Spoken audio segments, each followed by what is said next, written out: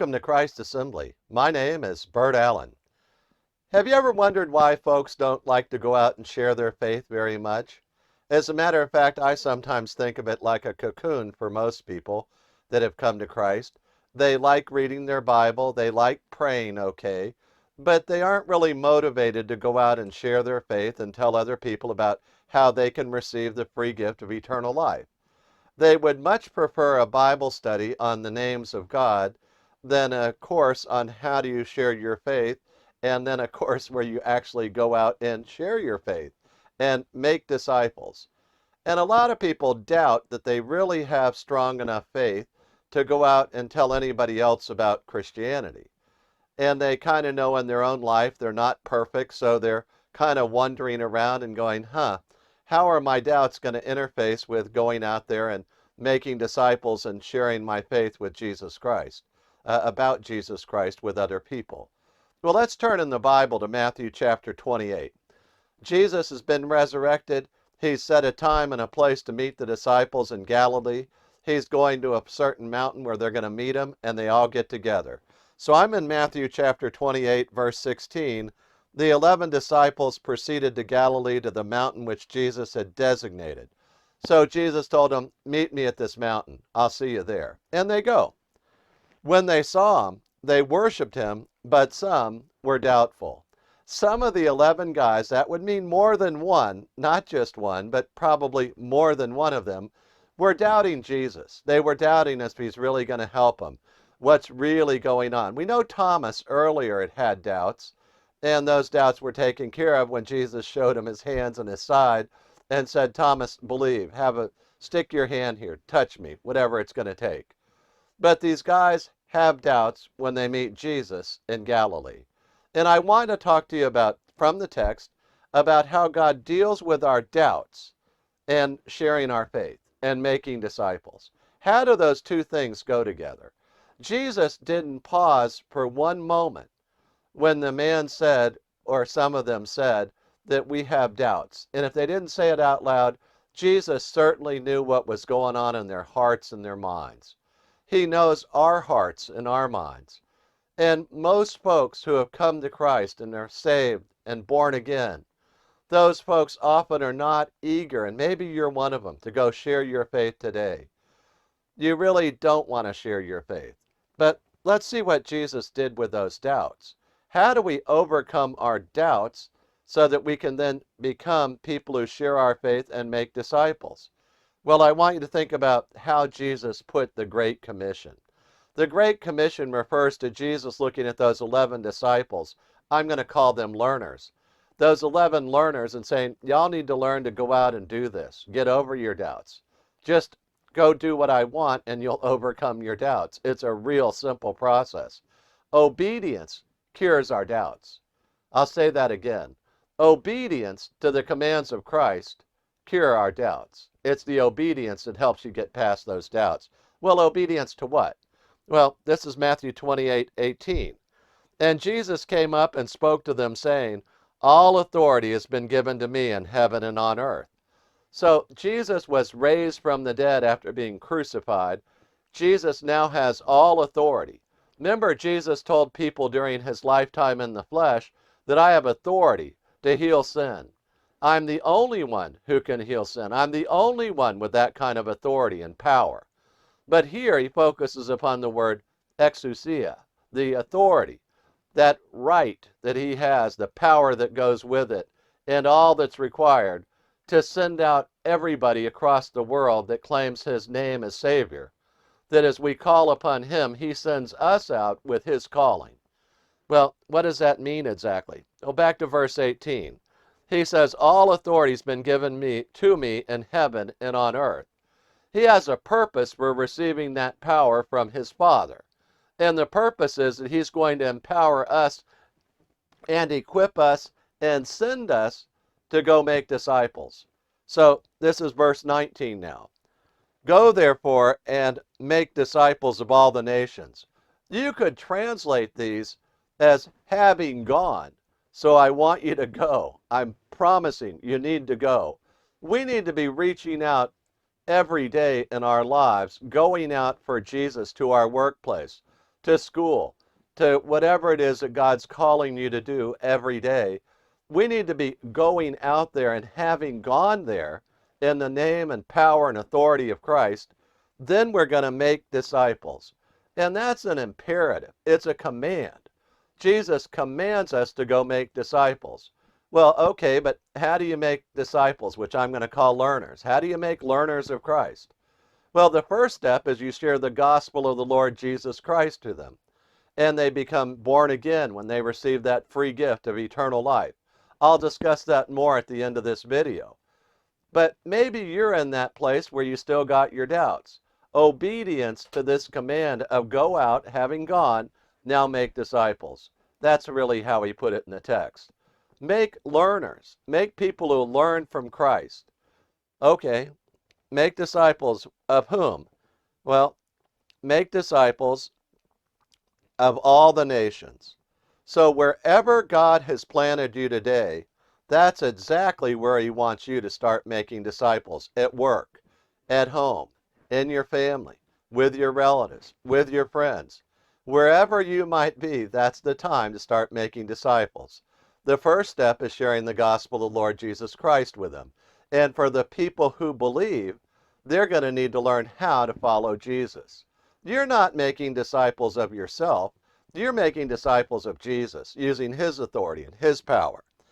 Well, now we're going to get into some related words. The first participle here is called baptizing. He says, so you're going to go out and you're going to baptize the people who have received the gospel. Baptize them. Baptizing them how? Baptize them in the name of the Father and the Son and the Holy Spirit. If you haven't been baptized yet, then you're not really a disciple like he's talking about here. His disciples were baptizing. Oh, okay, but you mean I need to be baptized? If you've never been baptized as an adult believer or a child believer, notice I'm using the word believer. Baptism is only for believers. It's not for children or anybody else. It's just for believers who have received that free gift, and they're making a statement about what baptism is all about. I'll drop a link in the video below, a link in the comment section below the description that'll link you up with another article on baptism and how important that is for all believers. But as you're going out and making disciples, number one, baptizing them in the name of the Father, Son, and Holy Spirit. He's got a second participle right behind it. So the first participle is baptizing them. Second one is teaching them. And he says, teaching them in verse 20, teaching them to observe all that I commanded you. And you go back, wow, that's a lot. All that I commanded you? That's exactly what he said. I command you to go out and teach them all that I've taught you, all the commands that I've given you. And you can see that will be a big, long process. Jesus gave lots of commands. They're in the New Testament. Read it. Watch the commands. Oh yes, all the books in the New Testament Jesus gave. Yes, not just the Gospels, not just the ones with red letters. But he says, teaching them. And lo, I am with you always, even to the end of the age. So Jesus gives us this great command. Having gone, make disciples. That's the imperative. Two parts to that, baptizing them and teaching them. And the scope of baptizing them is baptize all of them in the name of the Father, Son, and Holy Spirit. Number two, then start teaching them simultaneously about all that I commanded you. And then he says, for all y'all who doubt, remember, I will be with you. How long did he say? Always, even to the end of the age. So until Jesus closes out the church age and he returns to earth, that we're going to be busy about that until the day that he snatches us off the earth at the clouds resurrection and takes us up to heaven. Let's pray. Father, we thank you for your word and the encouragement of your word. May we all be daily ministers for Christ, that having gone out, we are the people who make learners for you, that we want your Son to be magnified and glorified in all that we do. Father, help us to teach them all that your Son has commanded us, baptizing them in the name of the Father, the Son, and the Holy Spirit. May we lift up your name, Lord, May we all be daily ministers for you. In your name we pray, Lord. Amen. Hallelujah. Before I close the video, I'd like to share with you 4 verses about eternal life. I often ask people this simple question: why should Jesus let you into heaven? And the answer to that question surprises many people because it comes from the Bible and it's simple and it's clear. Most folks, when they hear that question, they tell me, well, I've been good, or tried to do more good than bad, or I tried hard, or I've done a lot of nice things, and I hope God will let me into heaven. They somehow think if their good works outweigh their bad works, that God will let them in. But God says, actually, I'll let people into heaven because of a free gift. But the story from Jesus starts with 4 verses, and I'm going to read them one at a time. Romans 3:23 says, "For all have sinned and fall short of the glory of God." Romans 3:23. You see, for every person who lives today on earth in human flesh, we've all sinned. Every one of us. We've all told a lie. We've all done or said something that made somebody else angry, and we were doing it out of anger ourselves. We've all done things to hurt other people at one time or another. God says that's all sin, and I look upon that as falling short of my glory, God says. God says we should never fall short of his standard, which is the glory of God. Well, is it serious that we've sinned? Should I be worried about that? Everybody sinned. Why should I worry? Well, consider Romans 6:23. For the wages of sin is death, that all of us deserve the death penalty. At the moment we sinned, we incurred the death penalty for the smallest sin or the biggest sin. I'm happy that Romans 6:23 continues and says, "But the free gift of God is eternal life in Christ Jesus our Lord." You see, if you've been listening carefully and thinking about what the Bible says, so far we've learned that we're all sinners, we all fall short of the glory of God, and we all deserve the death penalty. This doesn't sound like good news until you read the last part of that last verse. It says that God has a free gift for all of us. It's in Christ Jesus our Lord, and it's eternal life. The free gift of eternal life that only Jesus Christ can give you. He said he's the way, the truth, and the life. No one comes to the Father but through him. Why would God offer us this great gift if we're all sinners? Well, Romans 5:8 tells us. It says, "But God demonstrates his own love toward us, in that while we were yet sinners, Christ died for us." He died for us. He died in our place. God loves sinners like you and like me. He died in my place and in your place. He paid the death penalty for me. I often illustrate the free gift like this. That I have this old Nissan truck.